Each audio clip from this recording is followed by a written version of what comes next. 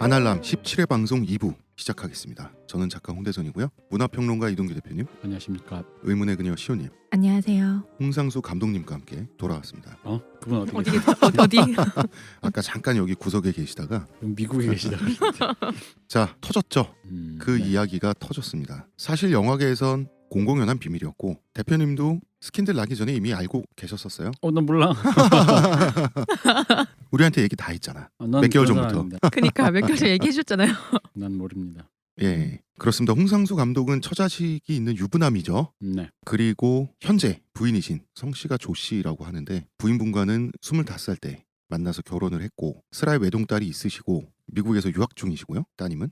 그러다가 2015년 1월 김민희 씨와 지금은 맞고 그때는 틀리다라는 영화를 찍으면서 바람이 났습니다. 자, 부인께서는 치매를 앓고 있는 시어머니 홍상수 감독의 어머님이시죠. 네. 전옥순 여사라고 굉장히 유명하신 분입니다. 이분을 병간호를 했다고 합니다. 그죠? 네. 자기 어머니 병수발을 조광지처가 할 때 자식벌 되는 여자와 두 집 살림한 셈이 됐죠. 네. 그러다가 홍상수 감독의 어머니가 사망을 하셨고 2달 후인 9월 30일 정도에 홍상수 감독은 아내와 딸에게 모든 사실을 털어놓았다고 합니다. 딸한테 이렇게 말했다고요. 아빠에게 다른 여자가 생겼어. 그 여자가 내게 용기를 줬어. 이제 그 사람과 함께 할 거야. 라며 많은 남자를 만나라. 세상에서 가장 행복한 것은 지금 사랑하는 사람과 함께 있는 것이라고 조언했다고 합니다. 부인에게도 사랑하는 여자가 생겼다. 그 여자와 가정을 이루고 싶다. 고 이야기했다고 합니다. 산책을 다녀오겠다고 나간 뒤 두 집 살림을 딴 살림을 차렸다고 합니다.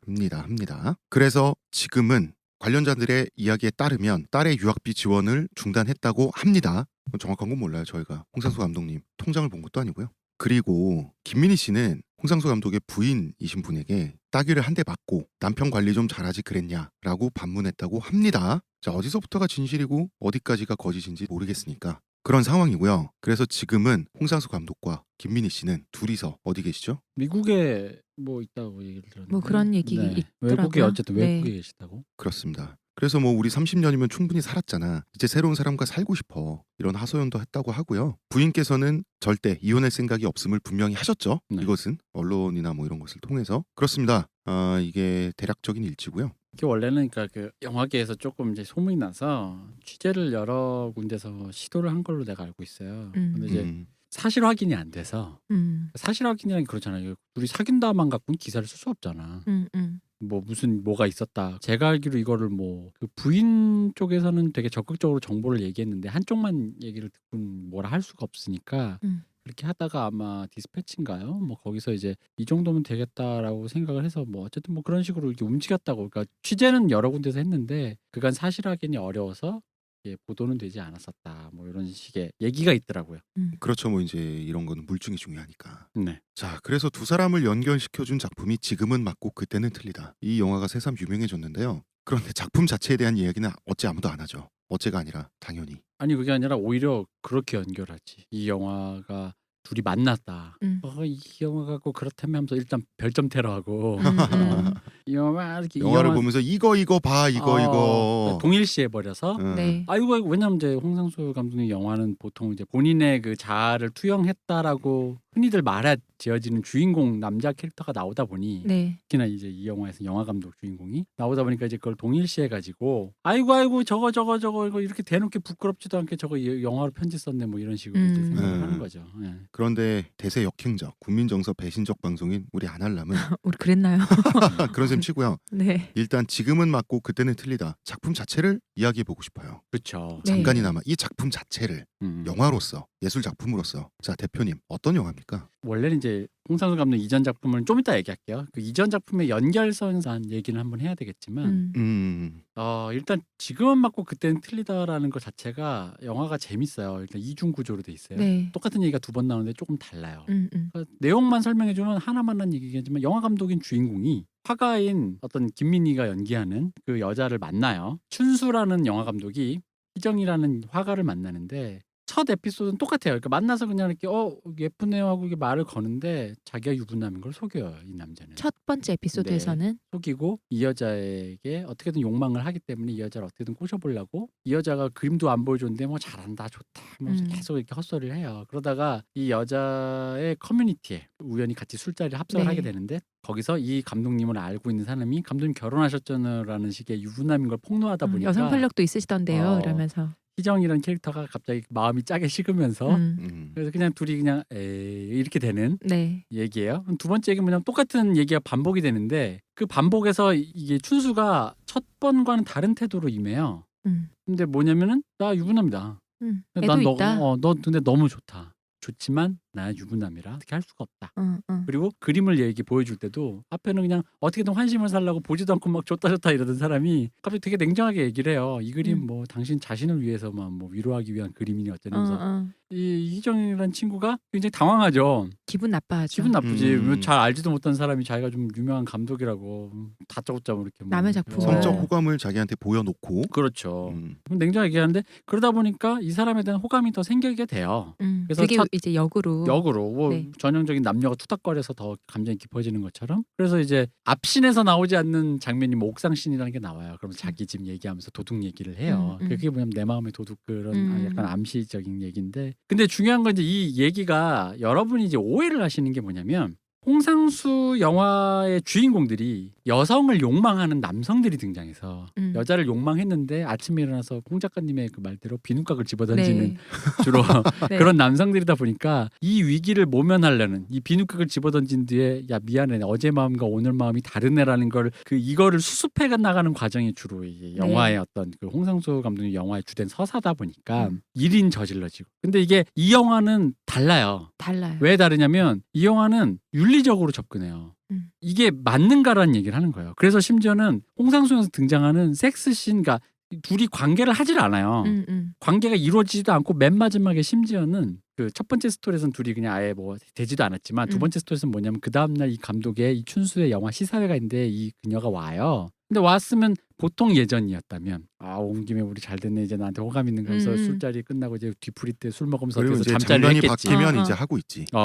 근데 거기서 영화 잘 보고 가요 하고 떠나. 왜? 네. 춘수 나는 아까 얘기했죠. 난 유부남이 너가 너무 좋은데 난 유부남이니까 어떻게 할 수가 없어라는 그 한계를 인지하고 그리고 그녀도 영화관에서 화면을 보면서 자기 마지막으로 얘기 이제 잘 보고 가요라고 네. 말을 하고 떠난 감독을 자꾸 이제 뒤를 쳐다보는 거야. 화면을 영화를 보다가 뛰쳐나갈까? 화면을 볼까? 뛰쳐나갈까? 그게 마지막 장면인데 그게 굉장히 아름다워요. 아쉽지 서로. 굉장히 애틋해. 그러니까 진짜 사랑에 대한 얘기인데 근데 이 사랑이 아까도 얘기했지만 뭐 불시에 찾아오다 보니까 사랑이란 건 사람이 의도가 안 되는 거잖아요. 근데 그거를 주인공들이 어떻게 윤리적으로 수습하는가에 대한 거. 그래서 봐봐 보면 제목이 지금은 맞고 그땐 틀리다인데 맨 처음 얘기가 시작될 때 지금은 지금이겠지. 네. 그렇다면 맨 처음 얘기가 첫 번째 스토리가 진행된 그때라는 건 없잖아. 지칭상. 근데 그럼 두 번째 스토리가 시작될 때 맨 처음 스토리는 그때가 됐겠죠. 네. 그럼 정확하게 이 얘기가 맞잖아. 이 제목이 윤리적이야. 음. 지금은 맞아. 즉 뭐냐 내가 유부남인 걸 말하지만 너에게 사랑을 이거 양심적인 거잖아. 양심 흔히 말하는 마음의 소리. 고백했잖아요. 내 마음의 소리가 그거지만 내가 유부남인 것도 진실이지만 내가 너에게 사랑에 빠졌다는 것도 진짜잖아. 진실이다. 하지만 그러기 때문에 내가 이 관계를 수습하지 못함으로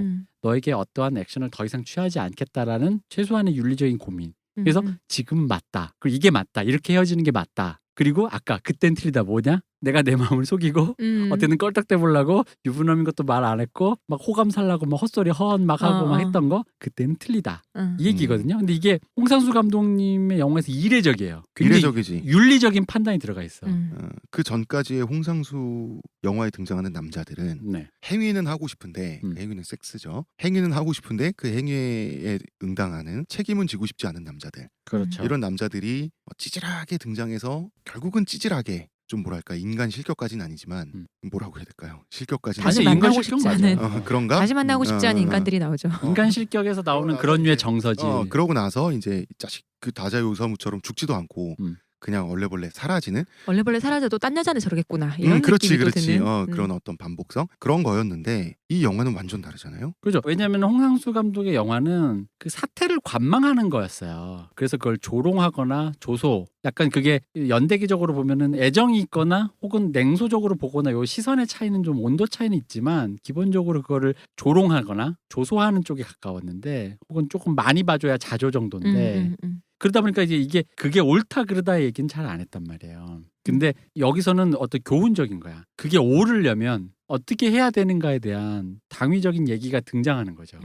홍상수 영화의 세계관 자체가 진화를 하고 있고, 근데 실제로 왜냐면은 홍상수 감독님의 영화를 오해를 하는 사람들이 뭐냐면 이게 이제 김기덕 감독님과 같은 선상에 놓고 자, 제가 좀 끼어들면 네. 김기덕과 함께 여성 관객들이 가장 싫어하는 감독 그렇죠. 홍상수. 네. 그러니까 뭐 마치 한남충 캐릭터가 나와서 한남이 한남 거리다가 한남짓만 하다가 어. 한남스럽게 없어져요. 그런다라고 하는데 어. 약간 나는 그게 이제 일면은 맞지만 일면은 오해가 있다. 그리고 음. 대부분 사람들이 지금 홍상수에 대한 얘기를 할 때 그 한남에 대한 얘기를 하면서 그렇죠. 그리고 본인이 개인적인 경험이나 혹은 상상력이 투영됐을 것 같은 캐릭터가 등장하다 보니까 자기의 얘기를 하는 것 같고 저 사람의 사생활도 그런 것 같고 뭐 들리는 소문도 그런 것 같고 막 그런 식으로 생각하는 건데 이 연대기적으로 영화가 변해요. 그러니까 예를 들어 이제 요거 약간 이 얘기를 좀 해볼 수 있을 것 같아요. 뭐냐면은 초기작 처음 데뷔했을 때는 네. 맞아요. 그 소재는 맞아. 어떤 지식인이 나와요. 한국 사회에서의 어떤 지식인 캐릭터가 세상과 불화하는 거예요. 처음 데뷔했을 때 그 돼지가 우물에 빠진 날에서 주인공 김희성 씨, 우리 트윙이어 김희성 네. 씨가 연기했죠. 김희성 씨가 연기했던 그 소설가는 삼류 소설가인데 이 사람 자체가 되게 모순적이고 되게 혐덩어리. 뭐냐면 자기를 좋아하는 극장 매표소 여직원이 있는데 별로 안 좋아해. 그리고 자기는 그 이은경 씨랑 네. 이은경 씨가 연기하는 유부녀랑 불륜이야. 근데 돈이 없잖아. 그러니까 자기 좋아하는 그 매표소 여직원이 자기 좋아하는 거 알고 돈 좀 달라 그런 다음에 그 이은경한테 모텔 간다. 뭐 이런 그 돈을 받아서. 뭐 이런 되게 그런 극악한 캐릭터예요. 네. 이놈의 근데 이 영화는 그러니까 이 사람이 얼마나 불일치가 되어 있는 이 세계와 용서도 안 되고 그러니까 약간 되게 잔혹하고 되게 냉소적이야 영화가. 세계가 그냥 이런 식이다라는 느낌. 그러니까 우리가 보는 그러니까 사람들이 오해하면 안 되는 게 그러한 불일치된 사람들, 음. 불일치된 등장인물들, 남성들을 홍상수가 응원을 보내는 게 아니라 그냥 해부를 해버리잖아. 그렇죠. 그래서 한남충이란 말을 쓴다면 한남충의 바닥을 저인망으로 그쵸. 쓸어가지고 드러내버린다고. 그래서 좀 햇빛 아래. 다른 의미로 보면 좀 더 교훈적이고 이게 엄밀히 얘기하면 솔직히 말하면 이제 홍상수는 물론 그럼에도 불구하고 되게 좀 더 얘기할게요. 현대 한국 영화에 어떤 새로운 장을 연 사람은 맞지만 여전히 이 데뷔작에서는 그런 고전적인 영화에 좀 더 가까워요. 그럼 이제 자 고전적인 영화라는 게 뭐냐? 그러니까 고전적인 서사가 뭐냐면 네. 자 이렇게 생각해 보시면 돼요. 기본적으로 보세요. 장엄한 주제, 어떤 거대한 담론. 예를 들면 뭐 효도를 하자, 네. 뭐 나라를 사랑하자 이런 거 있잖아요. 네. 네. 거대한 얘기들이 있고 거기서 교훈적인 주제가 나와요. 그러면 인물들이 대부분 우화적이에요. 그러니까 뭐냐면 이 사람이란 건 복잡하잖아. 네. 예를 들어 복수심이 치밀어 오르더라도 똥이 마렵고 배도 고프고 여성을 욕망하다가도 배가 고프고 그런 거잖아요. 사람은 복잡한 거잖아요. 그리고 심지어는 어떤 남성을 생각하다가도 어떤 여자가 생각나고 어떤 여자 생각하다가 또 다른 여자가 생각나기도 하고 뭐 밥이 먹고 싶은데 뭐 짬뽕이 먹고 싶고 사람이란 건 그런 거라고. 근데 보통 그런 고전적인 데 인물은 하나밖에 없죠. 그죠. 왜냐면 그 주제에 걸맞는 플롯만 딱딱 에피소드만 딱딱 건져내니까 그 사람이 그런 면만 보여주는 것만 보여주는 영웅 거죠. 악당 보조자. 그렇죠. 그래서 그런 면들, 그래서 우화적이에요. 하나의 주제를 도출하기 위해서 비교적 단순하게 극적 장치 속에서 그 사람들의 그 딱 그 성격만, 그 주제에 걸맞는 성격만 보여준다는 거예요. 근데 등장인물이 그러니까 뭘 할 때 그게 다 극적이야. 잘못을 저진, 뭐 살인을 하건 뭐 연애를 하더라도 말랑말랑한 연애물이라도 극적이야. 저는 최근 영화에서 명랑이 그런 것 같은데요. 명랑. 네. 그렇죠. 그러니까 딱 명랑 생각하면 될 것 같은데. 그냥 검사회전도 그러니까 보통의 네. 우리가 보는 영화들이 다 그래요. 그러니까 보통의 영화들이 그러니까 그런 어떤 극적인 일을 하기 위해서 극적인 주제 그리고 사회 보편적으로 인정받는 어떤 교훈적인 네. 주제 아래서 주인공들이 움직이고 결말을 낸다. 뭐 이런 거죠. 그래서 이 사람들이 이제 뭐 바로 잡는 거야. 뭐 정의, 의협심, 도덕심 같은 걸 바로 잡으려는데 그러면서 뭐 비극은 그러다가 실패하거나 뭐 희극은 그러다 성공하거나 뭐 명쾌하게 뭐 이런 식으로 이제 가는 거죠. 근데 이제 물론 돼지가 우물에 빠진 날은 이런 쪽에 좀 가깝지만 홍상수가 선택한 건 뭐냐면 이런 거죠. 지식인 주인공은 자기가 지식인을 잘 아니까 지식인을 했겠지 모르는 네. 사람보다는 디테일에 좀 더 치중하려고 그 개짓을 조롱하면서도 이런 우화적인 인물을 이 우화에서 좀 더 떼내서 실제적인 인물에 가깝게 다층적으로 만들어 놓는 거예요. 그러니까 아까 말한 복잡해 사람이 네. 웃기면서도 병신 같고 어. 그러면서 한편으로는 합리적인 것 같고 말할 때 들으면 왜냐면 저 사람이 지식이니까 말하는 것 자체가 합리적이야. 그런데도 불구하고 또 어느 순간은 개짓이야. 그러니까 그런 인물의 복잡하고 그 희극과 비극 중간에 어중간하게 걸쳐 있는 실제 세계의 사람의 더 가까운 인물들을 묘사해내는 거죠. 네. 이게 인물들이 그러다 보니까 이게 이제 홍상수 영화에서 가장 위대한 점이 요거예요. 뭐냐면 인물들이 말하는 장면이 있어요. 네. 뭐 말하는데 이게 멀리서 거리두기한 상태로 보면 웃기고 자빠졌네야. 어. 근데 웃기고 자빠졌네만으로 끝나면 그게 바로 홍상수 영화를 따라하는 한국 영화의 그 리얼리즘 약간 주인공을 약간 웃기게 만드는 그런 식의 서사를 홍상수 영화들에서 많이 따오는데 뭐 그런 거잖아. 멋있게 목소리 깔고 얘기하다가 그렇지. 잠깐만 내가 어디까지 얘기했지? 뭐 이런 것들. 근데 홍상수 영화는 확실히 그거보단 훨씬 더 깊이가 있는 이유가 뭐냐면 그거는 그냥 이제 웃긴 비웃음거리잖아요. 근데 그게 아니라 이중성. 그 사람이 근데 그 실제로 그런 말 할 때 그게 진심일 수 있잖아. 그러니까 그 진심의 일면도 보여주는 거야. 그러니까 예를 들어 내가 너를 욕망해. 나랑 자자. 근데 그 사람이 실제로 그 순간은 정말 진심이었을 수 있다는 거지. 근데 또 멀리서 보면 또 저러고 있네라 이거지. 근데 영화를 보면 그 두 가지를 동시에 묘사가 돼요. 근데 보통 경지까지 오르지를 못해 대부분은. 그중에 하나지. 진심만을 파든가 이 사람의 어떤 내면의 목소리를 판다든가 사람들은 다 오해하지만 저 사람은 세상 사람들은 저 사람을 바람둥이라 욕하지만 그의 마음속 진실은 단 하나 이런 식으로 간다든가 아니면 그 반대 저 보라 저 지식인을 가장한 저 위선자를 그걸 보라인데 이 두 개를 다 보여주고 두 개가 다 갖고 있는 거예요. 다시 말해서 극적이지가 않아요. 그렇죠. 드라마틱하지가 않아. 실제라고. 근데 이러다 보니까 그리고 그것이 실제 한국의 삶 있잖아요. 난 왜 재밌냐면 홍상수 영화에서 보여주는 그 앵글이라든가 그 감이 굉장히 실제적인 어중간함에 서 있잖아요.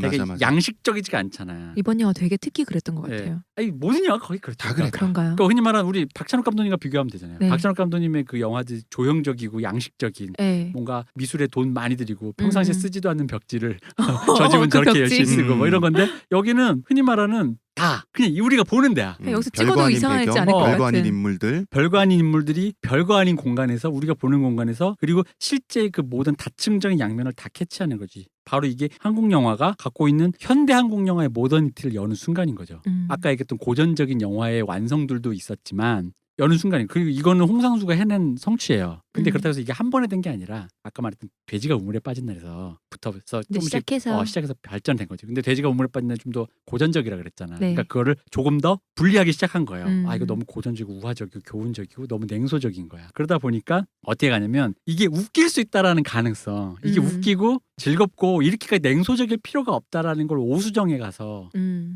이제 표현해내요. 거기까지 성취해낸 거야. 근데 이제 사실 리얼리티라고 해서 그렇죠. 진실이라고 해서 근엄할 필요는 없는 거잖아. 그렇죠. 그리고 진실이라고 해서 그게 무거운 진실만 있는 건 아니잖아요. 우습고 가볍기도 한 게 우리 모습이잖아. 진실이고. 그리고 흔히 말하는 그 왜 아까 고전적 얘기를 해서 그런데 고전적인 영화에서 보여주는 게 실제성이지 그게 진실은 아니잖아요. 실제처럼 보여주는 거지. 네. 우리가 올드보이 보는데 그게 실제처럼 보인다고 해서 실제는 아니라는 거지. 네. 근데 오히려 홍상수는 그런 의미의 실제는 더 가까운 거죠. 근데 그러다 보니까 이게 이제 계속 가다가 이제 이게 생활의 발견에서 완성이 돼요. 완전하게. 그러니까 그 영화 재밌었어. 남자가 자신의 욕망을 하는데 이 욕망이 결국엔 자신의 욕망이 초래한 결과 때문에 부딪혀요. 부딪히는데 뭐냐면 그게 대부분은 사회적 질서 같은 거야.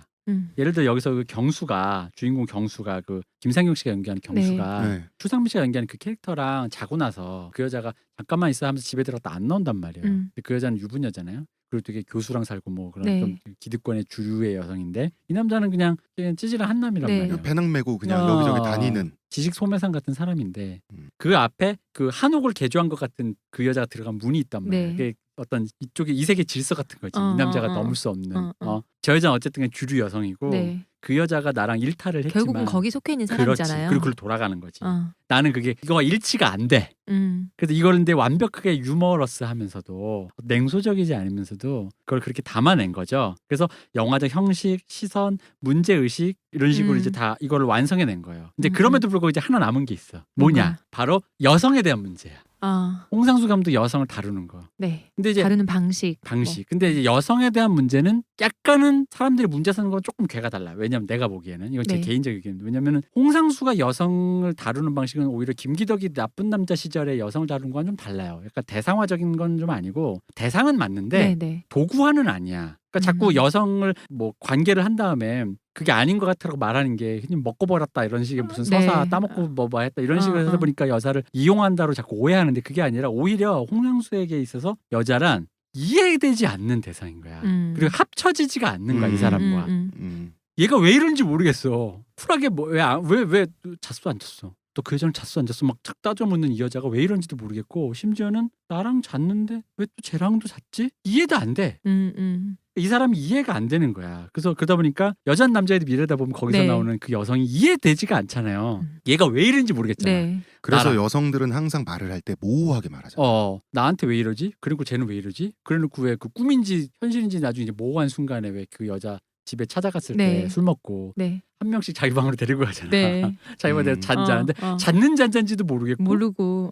나를 좋아서 그런지도 모르겠고 심지어 그게 꿈인지도 모르겠고 그러니까 여자라는 대상에 대한 그런 거라는 거죠. 거기다가 섹스씬에 대한 적나라한 모습. 왜냐면 이게 사람에 대한 우픈 얘기, 질펀한 얘기, 네. 실제적인 그런 정서를 묘사하다 보니까 섹스씬을 넣는데 그러다 보면 이제 여성이 이제 벗고 이제 적나라하게 이렇게 여성의 신체가 드러나는데 거기서 이제 어쨌든 남성인 몸매가 별 볼일 없으니까 여기서 두드러지는 건 어쨌든 아름다운 여배우의 어쨌든 간에 여기서 일반인으로 출연하지만 아름다운 여배우라는 네. 거죠. 아름다운 여배우의 나체라는 건 고스란히 전시되니까 한계는 분명히 있었어요. 그러니까 홍상수의 고민은 그거였던 거야. 자기는 아까 내가 오수정에서 그랬다. 이게 귀엽고 재밌고 유머러스한 세계로 가고 싶은데 냉소적인 거에서 섹스씬이 계속 발을 잡는 것 같은 거지. 갑자기 글로 가면 훅 빠져버리니까. 너무 질퍽해지는 거야. 그게 이제 이래서 마지막 남은 나의 고민. 여성에 질퍽한 대한 대사 있잖아. 돌리는 거 좋아해요? 뭐.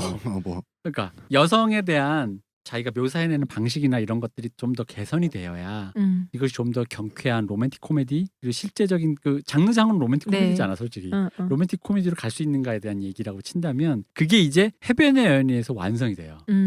처음에 해변의 여인 나올 때 우리가 뭐라고 얘기했냐면 홍상수의 그전의 영화는 다 여배우들이 나체로 나오는 어떤 섹스씬이 있었다 보니까 이게 고현정 씨가 최초로 첫 영화잖아. 이혼하고 나서 네. 찍은 첫 영화인데 그러다 보니까 다들 그 얘기를 했어. 농담 삼아. 드디어? 고현정이 벗느냐. 그럼 나는 그 얘기인 거지. 사람들이 삼성가의 며느리였던 사람이 벗으면 다 이혼하자마자 바로 저런 영화 나왔으니까 혹시 삼성이 저거 필름 탈취해가지고 불살라버리는 거 아니냐. 사실 그런 농담을 막 사라지고 막. 암살당하고 그런 거 아니냐 했는데 한화에는 청계산이 있습니다. 뭐야 그게. 청계산 회장님 몰라요? 한화 옛날에. 김승현 회장. 그래서 그러니까 그런 일이 실제로도 있으니까 혹시나 그런 거 아닐까 했는데 막상 하는데 이 웬걸? 정사신 여성의 나체가 없어. 안 나와. 근데 그게 고현정이라는 이름에 눌린 거냐? 아니에요. 그게 없어도 이제는 그런 찌질함과 그런 질퍽함과 웃기고 우픈 거를 다 묘사할 수 있을 정도로 완성이 된 거야. 이제 누구를 벗기지 않아도. 그러니까 그런 흔히 말하는 그게 자극이잖아. 누가 섹스씬이 나오고 이게 자극적이잖아. 누구의 나체가 나온다는 게. 이게 흔히 말하는 섹스씬으로 굳이 불편하다면 폭력씬이라고 생각하면 돼요. 네. 폭력씬 어떤 액션 영화의 폭력씬. 근데 폭력씬이 나오지 않는데도 되게 스펙타클하면 대단한 거잖아요. 그죠? 그런 것처럼 이제 그런 게 없어도 되는 거야. 그래 없어도 충분히 질퍽하고 충분히 웃기고 충분히 서정적이고 충분히 노답인 인물들이 나와. 네. 그래서 남자는 끊임없이 개짓을 시도하고 여성은 완벽하게 이해되지 못하고 근데 솔직히 그게 여성이 아니더라도 주인공이 여기선 내가 남자 감독이니까 남자 주인공을 새기겠지. 이거는 여성 감독이 여자 주인공 내세워서 남자들 배경에 서 있는 남자들이 대상으로서 이해되지 않는 거와 같은 맥락이에요.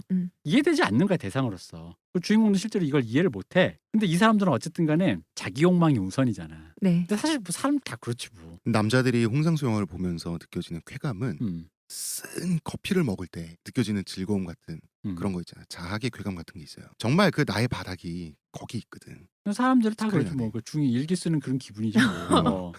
그러니까 중2 때 썼던 일기 보는 느낌. 그래서 이게 이제 흐려지다 보니까 이게 이제 해변의 연에서 완벽하게 완성이 돼서 그 상태로 이제 가는데 그럼 이제 완성 다 됐잖아. 이 사람이 이제 그런 류의 얘기를 다뤄. 근데 이게 이제 어디서 또 이제 또 한 번 또 진화가 일어나는 이유가 뭐냐면은 여태까지 내가 이제 이 부분을 아까 여성에 대한 얘기를 일단 먼저 할게요. 여성을 좀 더 이제 어떻게 디테일해달라면 여성이 솔직히 말하면 나는 홍상수의 영화에 나오는 여성들이야말로 되게 다채롭고 다양했다고 생각해. 일관된 여성이 별로 없어요.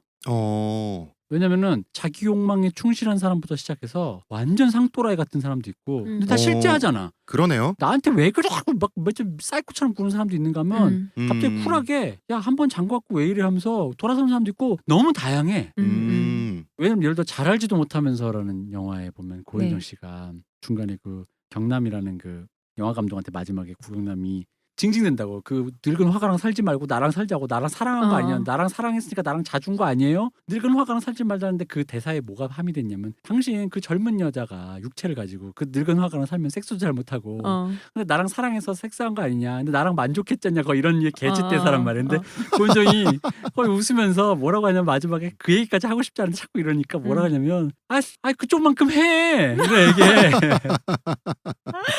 거짓말. 그쪽만큼 해. 라고 얘기하는 거야. 그러니까 당황해 이 남자가. 그럴 리가 없다. 하거든요. 그러면서 그냥 빨리 가라고 그런다고. 철저하게 부서진다고. 근데 이게 흔히 말하는 일반적인 남녀 관계에서 이게 극적인 어떤 그런 스릴러가 아닌 이상 여성한테 철저히 부서질 수 있는 남성의 바닥은 거의 이게 최고야. 그잖아. 맞아. 너가 사귀는 그 남자 늙고 한남이잖아. 그랬더니 너만큼 해. 그럴 리가 없죠. 너 아무것도 아니야 라는 식으로. 그래서 고현이 가요. 되게 당당해. 그러니까 마지막 보루인 페니스를 부정당하는 거잖아. 그리고 이게 이제 오키의 영화라는 감 절정인 게 아예 주인공이 여자야. 오키예요. 오키가 4개의 단편 구성으로 돼 있는데 주인공 오키가 젊은 남자와 나이 든 남자 둘을 사귄 얘기를 해요. 근데 이게 4개의 단편을 통해서 사귀긴 얘기인데 그 얘기가 이제 홍상수 전형적인 방식 서사를 틀어버리면서 조금씩 다른 거야. 그럼 이제 아까 이제 이 얘기를 할 수 있지. 아 왜 이 양반은 자꾸 약간씩 결이 다른 똑같은 얘기를 이어붙여서 영화를 그러니까 만드냐. 그는 왜 이런 작업을 해 오고 있는가. 근데 아까 그 얘기인 거죠. 자, 그게 진짜 전체적인 그림에 좀 더 근접하지 않아요? 무엇의 전체적인 그림? 어떤 사건, 어떤 인물, 어떤 세계. 예를 들어 둘이 싸운다 생각해봐. 어떤 부부가. 근데 양쪽 말을 다 들어봐야 된다잖아. 근데 그 말이 옛날에 저기 강은숙 변호사 그 얘기하잖아. 자기가 이혼 상담하면 양쪽 말이 정확하게 다른데 그 두 개를 합치면 진실이 나온다 그랬어. 어떻게 그게 말이 돼? 근데 그래. 근데 그게 뭐냐면 진실이란 게 항상 그런 식이라는 거지. 그 다면적인 그림, 누구의 기억 속에서 라쇼만 같은 영화가 흔히 보여줬던 거, 누구의 기억 속에서 왜곡돼서 일방적으로 진술된 것들을 모아 보다 보면 서로 마구는 안 맞는데 전체적인 그림의 형태는 보이는 거지. 근데 딱 돌아가는 게 나온다 이거죠. 이게 어떤 왁구로 돌아가고 있구나. 딱 톱니바퀴처럼 틀이 딱 맞물리는 때가 딱 와서 전체가 보이는.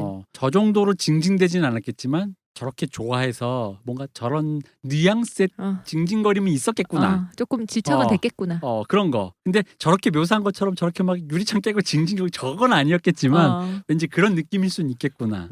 그러니까 것들. 홍상수 감독은 롱테이크를 딱 해놓고 아까 대표님 말씀하신 어중간한 거리에서 배우들을 풀어놓잖아. 네. 그래서 그렇죠. 배우들이 서로 뭐 떠듬대고 그 시간까지 다 잡아. 맞아요. 눈치 보고 천장 쳐다보고 있고 그래서 저기 뭐 하세요? 뭐 근데 이런 것들. 그거 아셔야 돼요. 홍상수 영화에서 가장 사람들이 오해하는 거. 홍상수 감독님은 대충 상황만 주고 그것까지 다 지문인 거 아니에요? 그 홍상수 오히려 그 다 계획 다 지문일 것 같던데. 다 뭐 배우 애드립에 기대는 거 아니에요? 그런데 아니에요. 정확한 대사와 지문이 나와요. 그럴 것 같아요. 왜냐면 그게 지문이라기에는 그 배우들이 그 정도밖에 연기 안 할 리가 없을 것 같거든요. 왜냐면 안 그러면 배우들이 싸워요. 신 따먹으려고. 장난 아니야. 한 컷이라 내가 더 나와야 돼. 약간 당연하지. 이런 것처럼. 그렇기 때문에 그걸 컨트롤. 그러니까 감독이지. 그래서 그러다 보니까 이제 이 감독이 여기까지 했어. 여성을 다루는 것도 진화했고 자기의 불편한 묘사를 하는 것도 진화했고 자기는 로맨틱 코미디에 좀 더 이게 귀엽고 아름답고 즐거운 영화로 만들려고 했는데 그러다 보니까 주인공들의 욕망을 긍정하잖아요. 그러니까 그게 뭐 개짓 맞는데 그때 또 그런 마음 들 수도 있지라는 거야. 그러다 보면 이런 순간이 오는 거야. 뭐냐면 예를 들어 만약 시호님한테 고백을 해. 네. 근데 시호님이 남편이 있어. 근데 내가 고백을 했어.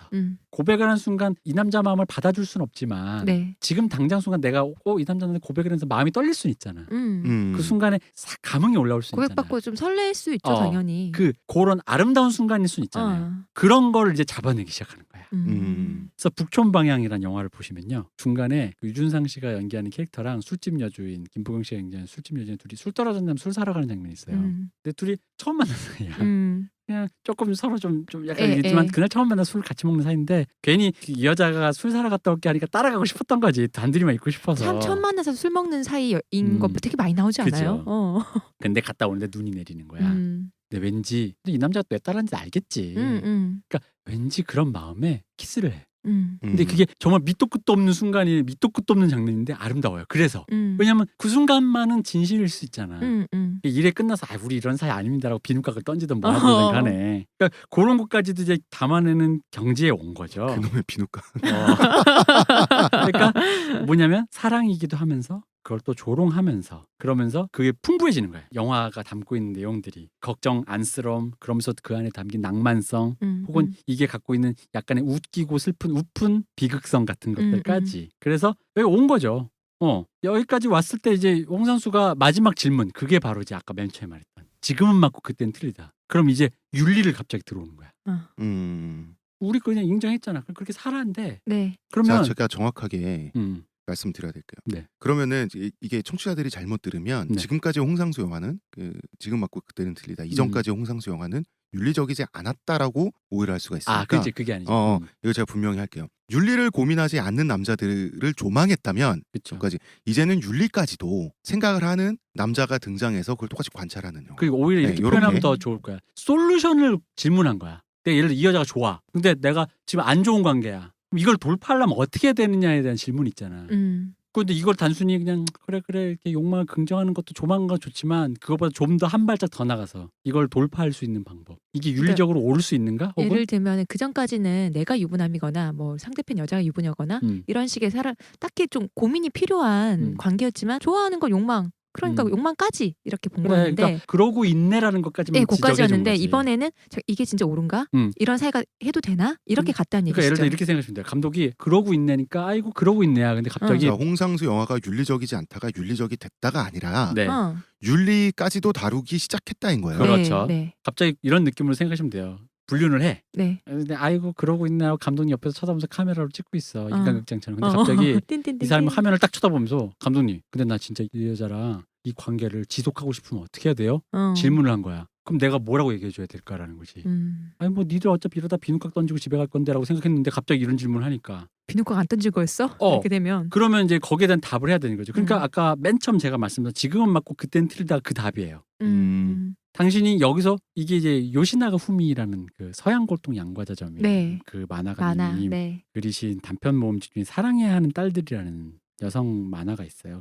세상 모든 여성들에 대한 만화인데 거기에 보면 이제 이런 에피소드가 있어요. 어떤 대학 교수가 젊은 강사가 자기 방에 무작정 들어와가지고 자기를 이렇게 막 선생님 좋아요 하면서 무조건 성관계를 하려고 하는 여학생이 있는 거야. 그것도 실제로 성관계는 안 하고 펠라티오만 한다는 거야. 남자 강사에게.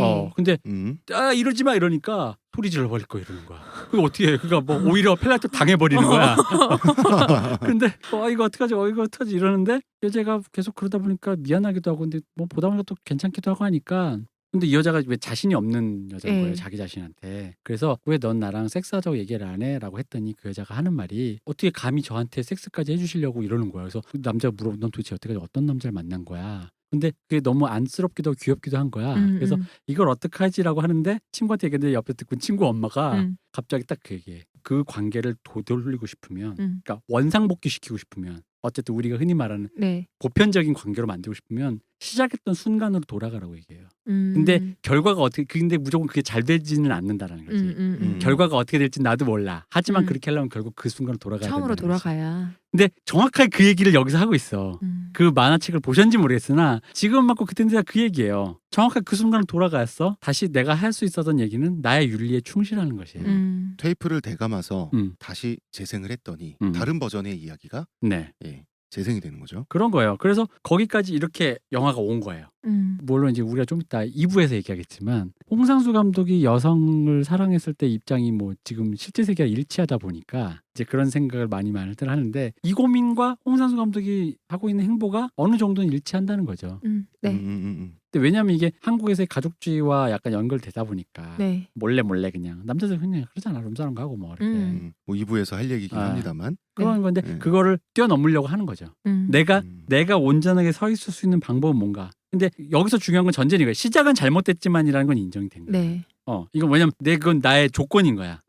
내 조건인 상태에서 그럼 내가 돌파할 수 있는 질문은 무엇인가, 내가 돌파할 수 있는 답은 무엇인가에 대한 얘기까지 홍상수 감독은 갔다. 자, 정리하면 세계와의 불일치를 고민했던 지식인을 비웃다가 그걸 좀 귀엽게 애정어리게 보다가 그러면 이거를 진짜로 유지하고 덜 돌파할 수 있는 방법은 뭔가까지 왔다. 자, 잠깐 질문할게요. 네. 프랑스 영화계에서 특히 사랑받는데 이분이 그렇죠. 어떤 맥락이죠? 그러니까 작품의 성격이 어쨌든 공통되고 똑같다고 심드렁할 때도 국제적으로 프랑스 기자단들은 여전히 지지를 하던데 이것이 뭐 취향 저격인 건지 어떤 영화 논법이 존재하는 맥락이 있는 건지. 그러니까 뭐 두 가지 다, 그러니까 세 가지 여러 가지인데 일단 이건 있어요. 그러니까 프랑스 영화 전통이 영화가 국기라고 생각하는 거 나라가 여러 명 나라가 있지만 실제로는 엄밀히 얘기하면 영화의 발상지는 루미에르 형제가 이제 극장에서 보자면 네. 프랑스가 맞아요. 어. 태권도가 우리의 국기인 것처럼 네. 걔네들 그렇게 생각한다고. 그리고 프랑스의 비평적 전통, 모든 비평가의 아버지였던 앙드레 바쟁이 2차 대전 이후에 네. 왜 전 세계에 이제 뉴 웨이브 감독들이 등장한다. 젊은 네. 스피드를. 근데 그 뉴 웨이브의 불어 버전이 불어 표현이 누벨바그거든요. 누벨바그. 네. 누벨바그 감독들은 원래 평론가였어요. 평론가이기 전에 영화 광이었어요. 앙드레 바쟁이 세웠던 극장에서 옛날 영화들, 수입된 영화들, 잘 구할 수 없는 영화들을 보면서 영화광이 되어서 영화 평론가가 되었고 영화 감독이 되신 분들이에요. 그래서 이 사람들은 뭐가 있냐면 얘네들의 비평적 전통 중에 뭐야 발견해내는 게 있어. 누구도 몰랐지만 쟤는 우리가 발견해줬어. 우리가 발견한 사람. 그래서 우리가 지금 이미 익히 알고 있는 히치콕이라든가 네. 뭐 하워드 혹스 이런 류의 그 헐리우드 초기 거장들에 대한 거를 발견해내는 사람. 그 사람들이 단순히 헐리우드에서 그냥 장사꾼, 그냥 헐리우드의 그냥 우리의 장인. 감시관에 의해서 그렇지. 끄집어내진 사람에 그렇죠. 대한 애정. 그렇죠. 그래서 그 사람을 작가로 명명해 준 거. 작가주의란 말이 여기서 나왔어요. 우리나라 사람들이 베르나르 베르베르 소설가 좋아하는 이유 중에 하나도 우리나라 출판 시장에서 발굴된 그렇죠. 프랑스 작가라는 거. 자기들이 발굴해내준 그 전통들이 있어요. 세계 어디 영화에 우리가 발굴해준 저 사람만의 영화 세계를 우리가 알아줬다. 우리는 그 정도로 감시관이 높다. 신미한이 있다. 신미한이 있다. 이런 류의 얘기가 있는 거고 사실 홍상수의 영화 세계라는 게 리얼리즘 전통에서 보면 어떤 그 계보를 얘기할 수 있지만 그 자체로 독보적인 건 맞거든요. 네. 홍상수 다루고 있는 세계라든가 형식적인 실험 자체가 그러다 보니까 당연히 걔들 입장에서는 그런 거고 게다가 이제 아까 말씀하셨던 심드렁하다라는 게 왜 작품이 좀 뭐 비슷비슷하다 이거죠. 근데 아까 말했지만 그 내부의 결은 다 다르다 그랬잖아요. 내부의 결은 다 다르니까 다르기도 하고 그리고 걔들이 작가주의라는 말을 만들었을 때는 네. 작가주의가 바로 그걸 긍정하는 얘기였거든요. 이 사람에겐 어떤 일관된 경향이 있다. 그만해.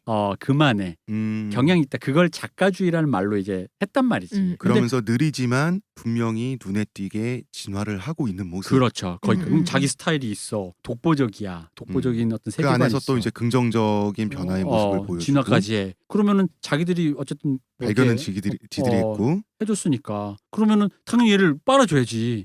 내가 키운 내 새끼 같은 느낌인데. 그럼요. 게다가 잘 자라고 있어.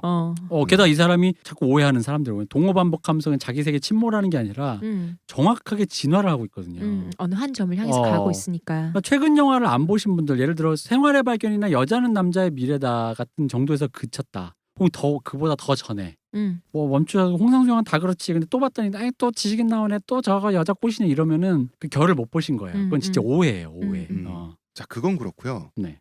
홍상수와 홍상수 영화 작가와 작품은 다르다는 당연한 이야기를 네, 그렇죠. 이제 해야 될 것 같은데 비록 홍상수 감독이 작품을 통해서 본인의 여성 편력이 의심입니다. 사실이 아니라 의심될지라도 작가와 작품은 어쨌든 다른 것이죠. 그렇죠. 그런데 지금은 맞고 그때는 틀리다의 경우를 보면 홍상수 감독은 지금 맞고 그때는 틀리다에서 김민희와의 관계를 기점으로 자기 영화 속 남자들과 다르게 처음으로 사회 시스템의 엄벌을 감수하는 대담한 선택을 해버리잖아요. 현실에서.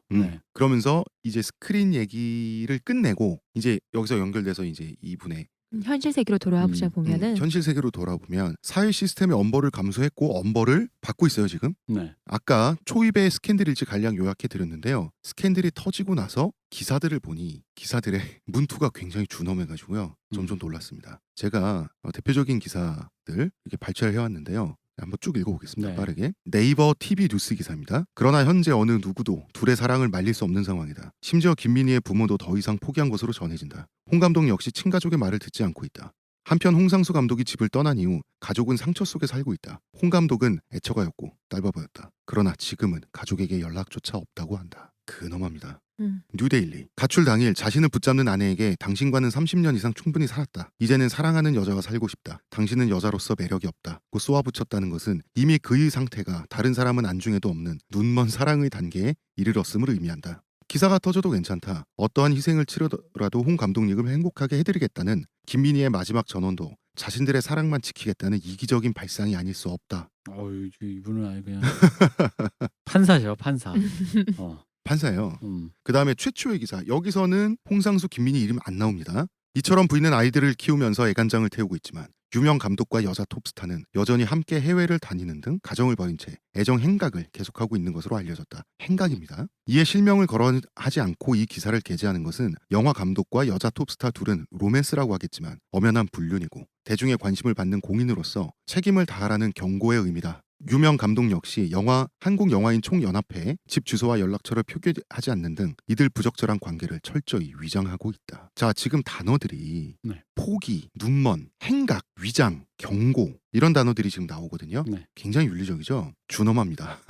그리고 손희정 씨가 어떤 분인가요? 뭐 이분 여성운동 하시는 분으로 알고 예. 있습니다. 네. 이분이 또 홍상수 감독을 깠습니다. 결국은 홍상수 감독의 이번 스캔들에서 그의 영화가 상기되고 그의 영화 속에 이런 스캔들이 상기된다라고 하는 그 아티스트와 작품 일치론으로 굉장히 불편해하셨고요. 이걸 가지고 또 한윤영 씨가 네. 페이스북에서 하나하나 해체를 해서 교통 정리를 한번 한 바가 있고요. 이런 경우도 있어요. 자, 허핑턴 포스트 기사인데요. 제목만 제가 읽어도 다 무슨 뜻인지 아실 거예요.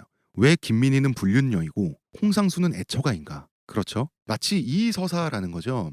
언론이 그리고 대중이 이 스캔들을 다룰 때 요부 김민희가 애처가였던 유명 명감독을 타락시켜서 자기 남자로 만들고 그 가정을 파괴했다. 그런데 이 기사는 이런 내용이에요. 사랑은 둘이 같이 하고 왜 욕은 김민희만 먹는가? 그렇지. 이게 여성차별적이 아닌가. 여성을 대상화하고. 자, 대표님은 어떻게 생각하세요? 이 기사는 그러니까 바로 이런 기사로 대변되는 태도죠. 이것은 지금 이 사안의 경우에 있어서 헛다리인가? 헛다리죠. 아니면 정확한 지적인가? 홍상수가 욕을 안 먹고 있어 지금? 아니, 그러니까. 그거 안 보이는 거야 지금? 근데 김민희 와이프 아니면 심지어 김민희 어머니에 비해서 저는 덜 먹고 있다고 생각해요. 난 잘 모르겠어요. 그런 지점은 있는 것 같아요. 욕의 총량의 무게를 다 어떻게 달아서 먹고 있는지 안 먹고 있는지 난 사실 그걸 모르겠어요. 이게 누가 1등이고 누가 2등이고 누가 3등인지 모르겠어요. 그러니까 나는 그건 잘 모르겠어. 아니, 나 말하면. 되게 재밌는 게 뭐냐면 제가 욕의 총량은 나는 같다고 생각하거든요. 네. 여초 사이트에 가니까 대부분 김민희를 욕하고 더 네. 남초 사이트에서는 대부분 홍상수를 더 욕하더라고. 그래요? 네. 저는 이제 아는 사람 단톡방에 이런 거 기사 뜨면 사람들이 올리면서 얘기를 할 거 아니에요. 네. 근데 남자분들이나 여자분들이나 그때 이제 그러고 나서 좀 더 있다가 또 그 김민희 어머님과 또 대화한 그 카톡 캡처 같은 거를 와이프분이 올렸던 그 기사가 나왔는데 사람들이 김민희 엄마와 김민희와 와이프 얘기만 하고 있는 거예요. 홍상수 얘기는 별로 안 했었어요. 그 안에서 얘기를 하고 있는데 남녀 불문 일단은 김민희가 1번이고 2번은 엄마도 그렇네 이렇게 가는 거예요. 엄마가 무슨 상관이에요 여기서. 그렇지. 그러니까 제가 그 말을 드리는 거예요. 그러니까 여기 제가 그 그래서 애니의 그 딸년. 그러니까 제가 그래서 그럼 여기서 홍상수 어디 갔냐고. 홍상수가 지금 결혼의 계약을 유지할 의무가 있는 건 홍상수지 않냐. 맞잖아요. 그죠? 결혼의 계약 홍상수가 유지해야 되는데 홍상수가 깼잖아. 그러면은 그거에 대한 지탄은 일단은 둘이 지탄은 받아. 근데 이것도 어차피 또 사생활이잖아요. 근데 일단 지탄 받는다 쳐요. 받는데 둘이 풀어야 될 거 아니에요. 왜 어머님을 끌어들여요? 그런데 이제 그게 여자 쪽이 더 많은 이슈가 되고 부정적인 네. 게 많은 거는 그게 서사가 자극적이라서 그렇다고 난 생각을 하지. 그러니까 나도 이 기사가 어느 정도는 전 헛다리라고 서사도 생각하는 게 자극적이지만 뭐냐면 그게 더 쉽지 않나 이런 생각도 들어요. 글쎄요. 아니 사람들이- 홍상수가 그렇다고 홍상수가 욕을 안 먹는 거 아니잖아. 그러니까 이렇게 진영을 잠깐 이렇게 갈라치기를 해보자고요. 이게 뭐가 있냐면 일단 첫째는 이거야. 우리가 옛날 사연에서도 한번 나왔지만 우리 그때 왜 바람피는 그 유부녀 네. 얘기처럼, 그러니까 홍상수가 기존에 실제하는 질서 안으로 걸어 들어가서 이제 그거를 이렇게 깼다, 음, 관계를 깼다라는 거, 그거는 사실이잖아. 맞아요. 그러니까 그 관계를 깨려고 하는데 그거에서 사회적인 욕을 먹는다? 난 그건 일정 부분 맞다고 저도요. 생각해. 근데 그거는 맞고 그 다음에 이제 불륜을 했는데, 그럼 이제 여기서 중요한 건 이제 아까 그 왜 김민희는 불륜녀는 이런 식의 그 흔히 여성주의적 태도에서 걔들이 헛다리를 잡는 게 뭐가 있냐면은, 그건 맞아죠. 뭐냐면은 가부장제 사회에서 남자가 바람피는 거, 여자가 바람피는 거, 유부녀가 피는 거와 유부남이 피는 건 다르지. 두 개를 솔직히. 다르게 생각하죠. 원래 원론적으로는 네네. 남자가 좀 더 권력형 로맨스죠. 어. 근데 자 봐봐요. 만약에 근데 그렇게 프레임을 갖다 대려면, 권력형 로맨스가 되려면은 이 남자는 여기서 탈출하지 않아.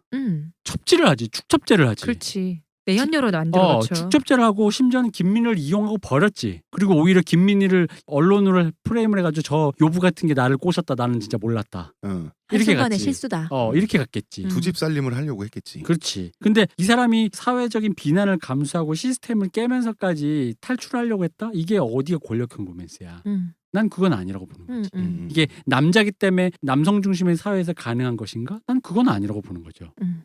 자, 잠깐 정리하자면 네. 왜 우리는 분노하는지 논하기 이전에 일단 한국 사회는 홍상수와 김민희에게 크게 분노하고 있잖아요. 그래서 홍상수의 부인과 기자들이 정리한 결과는 이 서사가 정확하게 아침 드라마 막장 서사잖아요. 그렇죠. 근데 여기에서 보면 이제 원론은 뒤로 갈게요. 그러니까 사람들이 보고 있는 얘기는 뭐냐면은 가족은 천부인권 같은 느낌으로 하늘에서 그러니까 신과의 약속 같은 거 영원히 유지되어야만 하는 신성 어떤 불가침. 불가침에 그러니까 깨어져서는 안 네. 되는 절대 우리가 이 이야기를 슬슬 할 겁니다. 네. 할 거고요. 라고 본다는 거죠, 이 네, 사람들이. 근데 과연 그것이 맞는지를 우리가 이제 얘기를 하겠지만 한 사람들이 보고 있는 방식들은 지금 거기서 크게 다르지 않아요. 근데 거기에 가부장제적 시선 아니고 또 여성주의적 시선 그리고 이게 흔히 말 아까 아침 드라마 막장서사 뭐 요부가 뭐 멀쩡한 남자를 꼬셔서 뭐 시선 거기에 또 역으로 또 아니네 알고 보니 홍상수 감독 집에 재산이 많아서 그 아내가 와이프가 어쩌고 하네. 그걸 노리네. 그리고 그럼에도 불구하고 또 아내 동정론 아니 저기 다 죽어가는 노인네 병수발하는 게 그게 힘든 일이냐 그럼 그럴 만도 하지라는 또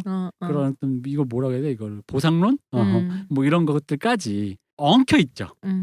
그 다음에 난 이제 뭐 이건 이제 이 얘기 지금 방금 말씀하신 카테고리는 이제 3부에서 얘기하겠지만 제가 제일 열받는 건 아까 왜 제가 주구장창 그 뭐야 홍상수 작품의 진화와 디테일을 얘기했잖아요. 왜 네. 그러냐면 홍상수 영화에 등장하는 주인공의 개짓과 홍상수를 동일시한 다음에 홍상수가 개짓을 하고 있다고 착각을 한다라는 거지. 근데 알겠지만 홍상수는 지금 모르겠어요. 홍상수 이전에 뭐 불륜이 났을 때 또 자꾸 그런 얘기가 나더라고. 옛날에도 불륜했는데 뭐 바람 폈네 뭐 이러는데 적어도 지금 상황만 갈라쳤을 때 홍상수가 과연 이게 개짓이냐 이거지. 개시인지 아닌지 3부에 천천히 얘기를 하고요. 네. 자, 아침 드라마, 막장 드라마, 네. 영어로는 소프 오페라라고 하는 이런 낮은 차원의 드라마들이 사회 욕망을 노골적으로 드러내잖아요. 네. 그렇기 때문에 우린 3부에서 본격적으로 깊게 이어질 이야기, 우리 분노의 근원, 김민희와 홍상수에 관한 이 이야기를 한번 풀어보겠습니다. 그래서 전제는 이거예요. 홍상수, 김민희가 잘못했는가 아닌가를 떠나서 아예 그들에게 우린 왜 분노하는가? 그렇죠. 그들에게 그러니까 홍상수 사태라고 하는 것은 홍상수와 김민희가 스캔들을 일으켰다라는 사태가 아니라 홍상수와 김민희의 스캔들에 우리가 어떻게 반응하는가를 그치. 사태로 보고 우리는 그 사태를 한번 얘기해 보도록 하겠습니다. 그렇습니다. 뭐 일단 저는 생각하는데 일단 여전히 우리 방송에서 견지하는 태도 작가와 작품을 분리하고 심지어는 이분처럼 작가의 본인인 것 같은 느낌이 들더라도 강하게 들긴 사실이죠. 강하게 들더라도 쉽지 않더라고요. 그러니까 나는 근데 그게 이게 만약에 그 서사가 왜 그렇게 되냐면요. 그걸 동일시하면은 네. 무슨 일이 벌어지게 되는 거냐면 일단 내가 창작하는 거에 당연히 나의 월드지 내가 무슨 소설을 쓰건 영화를 하건 내 세계에서 나온 내 새끼들이지 다. 악당도 내 새끼고 착한 영웅도 녀도 내 내 새끼고 거고. 희생자도 내 새끼 나의 면면이에요. 그러니까 그건 맞아. 근데 거기에 나의 무엇이 내가 감추고 싶었던 건지 내가 평소에 드러내지 않는 것인지 혹은 내가 원래 가고자 하는 방향인 건지 혹은 그게 몇 %인지 알 수 없잖아요. 자, 아티스트한테서 작품을 내놓는다는 것은 출산한다 그러잖아요. 그렇죠. 그러면은 어머니가 아이를 낳았다고 해서 뭐 어머니와 아이가 동일시되나? 다른 사람이잖아. 그럼 그리고 만약 그 비판이 맞다면 우리 귀향 때 그럼 우리도 그런 비판할 수 있다고. 근데 우린 그런 비판 안 한다고. 뭐냐면 감독님은 그럼 수천여 성애자네. 감독님 현실에 수천여만 찾으시겠네 이럴 거 아니야. 섹스밖에 모르는 바보. 아니 섹스가 제가 아니라 있잖아요. 아니 수천여. 섹스가 이게 더 심해. 수천여. 일본 하드코어 AV 제목된다고 수천여 연쇄 관간 말이야. 그 작가랑 동일시하면 그렇게 되는 거라고. 영화를 딱 보더니 아이고 우리 감독님은 큰일이야. 오스카 와일드야 뭐야 이러면서. 말도 안 되는 얘기라는 거죠. 이걸 욕을 하든 뭘 하든 그건 이제 좀 이따 얘기하겠지만 적어도 그의 영화는 분리하고 그리고 실제로 제가 이제 하고 싶은 말 뭐냐면 지금은 맞고 그땐 틀리다를 보시라고. 만약 욕하고 싶으면. 재밌어요. 영화를 보시면 내가 생각하는 거랑 좀 괴가 다른데라는 어떤 지점이 보일 거예요. 이 영화 의외로 약간 내가 생각하는 좀 다른 방향으로 전개되는데 영화를 보고 얘기하는 영화를 보지 않고 까는 당연히 홍상수 영화는 그때나 지금이나 한남이 나와서 술 먹고 여자 꼬시는 거지라고 생각하는 그 인식에서 좀 벗어나 주시라는 거예요. 그렇습니다. 네. 전 저 얘기를 예전에 이제 대표님이랑 술 먹으면서 네. 홍상수 감독 얘기가 나와서 영화에 대한 얘기할 때 저 얘기를 저한테 했었어요. 저도 예전에서 이제 끝났었거든요. 이 사람은 이런 사람 했는데 한번 아니다 영화를 한번 봐라. 그래서 이번에 영화를 봤는데 아닌 건 맞더라고요. 네, 맞아요. 자, 그렇습니다. 2부는 여기까지 하고요. 네. 저희는 정말 주제를 가지고 내일 3부에서 네. 뵙도록 하겠습니다. 감사합니다. 감사합니다. 잠깐만. 아이고, 근데 네. 우리 얘기 잠깐만. 아니 나는 홍상수를 좋아하지만 네. 홍상수 영화를 좋아하지. 사실 사람이 어떤 사람 이것도 분리시켜야죠. 관심이 없어요. 그것도 분리돼야지. 아니 왜냐면 솔직히 아티스트가 뭔 짓 하는지는 관심이 없어. 사실 나 홍상수 감독님 옆에 걸어다니면 잘 모를 거야. 사진으로만 봤지만 너무 일반인이어서. 아유 감독님 이러지 않을 거라고. 뭐 그런 정도라서 이거 오해하시지 말라는 차원에서 얘기하는 거예요. 누군가의 예술세계. 우리 그때 저기 뭐야 홍 작가님이 그 얘기했잖아요. 그 핸델 얘기했잖아요. 네, 그런 네. 것처럼 그 핸델의 그 치졸함과. 네. 근데 솔직히 그렇지 핸델에 비하면 핸델 표절 홍상수는 대망원. 양반이다. 양반이죠 아주. 그러니까요. 우리가 이게 다 실시간 타임라인으로 보기 때문에 핸델보다 홍상수가 좀 마음에 와닿는 건 있지만 그럼에도 불구하고 옳지 않은 태도고 만약에 내가 여기에 참전하고 싶다 같은 링에 오르고 싶다 그러면은 영화부터 보세요. 네. 네. 맞아요. 알겠습니다. 3부에서 뵙겠습니다. 감사합니다. 감사합니다.